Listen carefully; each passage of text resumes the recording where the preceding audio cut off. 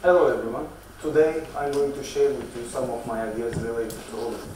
Hollywood, as you know, is the short name of American motion picture industry situated in Los Angeles. We all watch Hollywood movies, get delighted by the inspiring stories, exciting scenes, and the big stars that were presented to us in these movies. But do we think enough about the economical and political side of the Hollywood movies? So today I'm going to try to answer to this question. Let's begin from the economical aspect. As you know, Hollywood is a billion-dollar industry. We all watch Hollywood movies. It contributes a lot to American economy and also world economy somehow. But other than being itself a very large, very important industry, Hollywood has the power to boost and contribute to other industries. It works like this. Think yourself watching your favorite actor in a movie and he's driving a new car, new model of car. You might want to buy this car after the movie. In many other industries also, it works like this. So other than being itself this important industry, Hollywood is the marketplace of all other industries. That's why it's that important economically.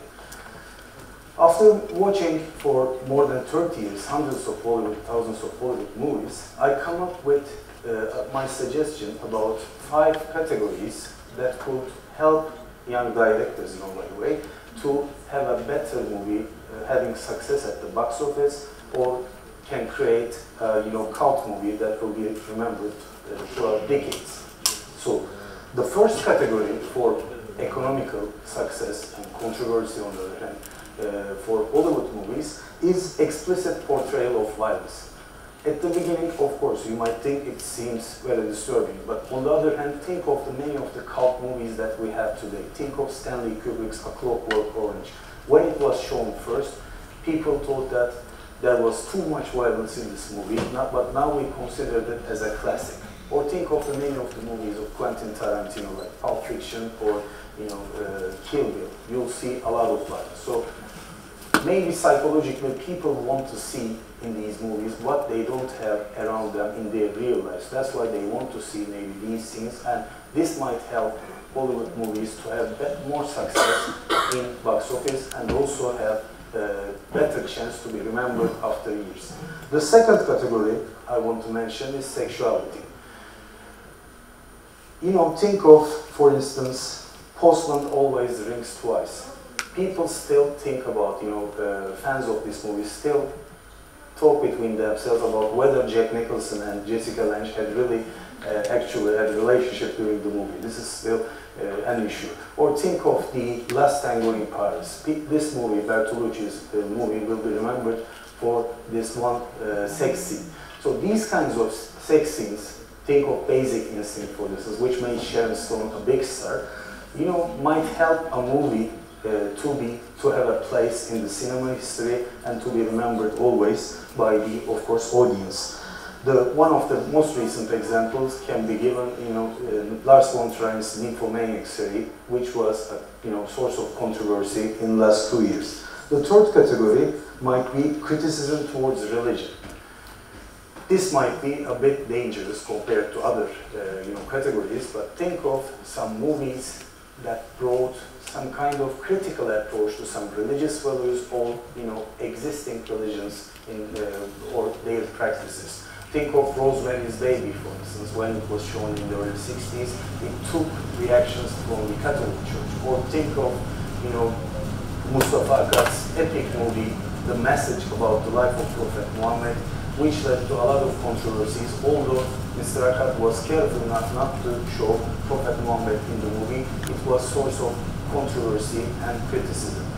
Most recent example would be a movie called The Innocence of Muslims, which led to some terrorist attacks and threats because it actually portrayed Prophet Muhammad and created some anger in the fundamentalist circles. The fourth category I want to suggest is political criticism or satire. You all know, I'm sure, George Orwell's cinema interpretation of Animal Farm, or you might know All the President's Men, a cult movie about the Watergate during the Nixon era in the United States, or Oliver Stone's JFK, the documentary about conspiracy theories about the assassination of American President JFK, or two most recent examples could be Fight Club and V for Vendetta, two revolutionary movies having critical approach to status quo and existing systems.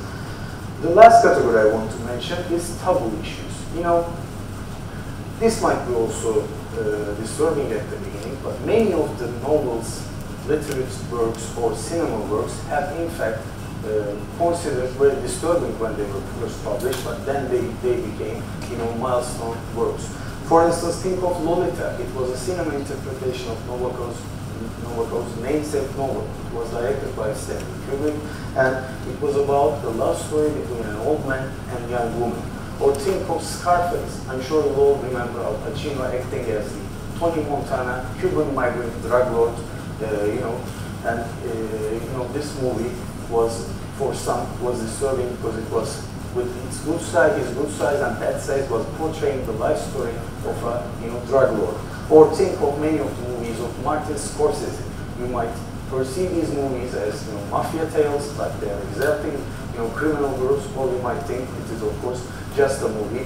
And these kind of categories can, in fact, help a lot to movies to have box office success and also to have a place in the cinema history. Other than this economic side, I want to suggest also some concepts related to political consequences and importance of Hollywood movies. In fact, during the Cold War, Hollywood was instrumentalized by the successive American governments as a soft power mechanism. How American governments did this? American governments first controlled the big studios. They had collaborated with the big studios. There were only 8 big studios in Hollywood at the era, and these companies were working in collaboration with the American government. So the movie scenarios and everything was in the knowledge of American governments. The second was Hays Code. It was a moral guideline about what scenes to be shown and what scenes not to be shown in these movies. Of course, during the anti-communist era, it was revolution scenes or exaggerated sexuality scenes or some revolutionary groups portrayals were considered as dangerous. And the third was, of course, political pressures. Think of the McCarthyism era or the Hoover era. You will, and read the life story of Charles Chaplin, you will get what I mean. Having said this, now let us look at the current situation. We said that Hollywood was instrumentalized during the Cold War, but how does it operate today? Can we take all Hollywood movies as neutral-free? We should take their messages as it was granted without any you know, skepticism? I think not. Just think of, for instance, the image of Russian people image in the Hollywood movies. Let's start from this. Of course, during the Cold War era, there was a total war between Soviet Union and the United States.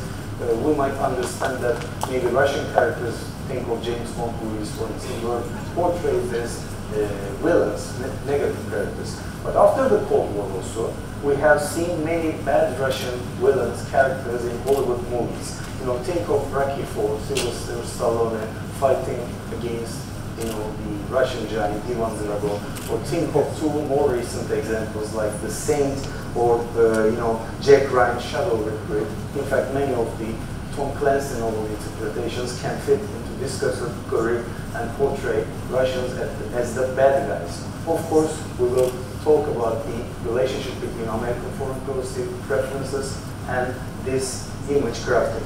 The second group I want to you know, take your attention is the Arabs. Okay, think of Arab image in Hollywood movies. Jack Shaheen, after watching like 900 Hollywood movies, concluded that there were only 4 good Arab characters in Hollywood movies, and in all other movies there were bad Arabs. Arabs are generally portrayed as religious fundamentalists, terrorists, sheikhs, fundamentalists, haters of Western civilization and all Western values, and likewise. But there were some good Arab characters too. I'm sure you'll remember Anthony Quinn in The Lion of Desert as the Ömer Muhtar, or you'll remember, of course, Morgan Freeman in Robin Hood together with Kevin Costner. There were some good Arab characters too. But in general, of course, Arabs had the worst image in Hollywood. And I think the last example I want to give is very recent. You know, Sacha Baron Cohen's The Dictator movie. It used a very stereotypical language about the Arab governments and, of course, Arab dictators. Does that mean, what is said is wrong? Not. We will come to this. But, of course, when Hollywood does this with its immense power, what happens is that this information, this stereotypical information, is reproduced and disseminated. That's the issue. The third category I want to take your attention is the Asians, generally, Asians group. So, after the Second World War, for instance, many of the Hollywood movies had negative perception of Asian characters. In Bond movies, you see a lot of Asian baby guys starting from Dr. No. Or think of, you know, Breakfast at Tiffany's. Maybe we don't have a bad Asian character, but we have a clumsy Asian character there with the neighbor. But later, starting from 1970s, Hollywood discovered good Asians. So it started with Bruce Lee, continued with, of course, Jackie Chan, and now we have Jet Li, for instance. These good Asians have all become masters of martial arts. They were experts of martial arts, and they were, fighting against their enemies. What about Turks? Turks are almost non-existent for Hollywood, interestingly. We had very few Turkish characters in Hollywood movies. From Russia with Love, we had a Turkish intelligence chief called Ali Kerim Bey, who was portrayed as a very honest and courageous man with strong anti-communist tendencies. Of course, all Midnight Express and Lawrence of Arabia, we had bad Turkish characters, but these movies were not maybe within the mainstream because they were like propaganda movies. But in many Hollywood movies, Turkey was used as a natural setting for the picture. So think of Five Fingers. It was about the espionage activities between British and Nazi German embassies in Turkey, or many of the Bond movies like From Russia with Love, or in the Skyfall, we had scenes passing in Turkey. In Taken 2 recently, there were scenes in Turkey, and in Two Faces of January also, some of the movie was passing in Turkey.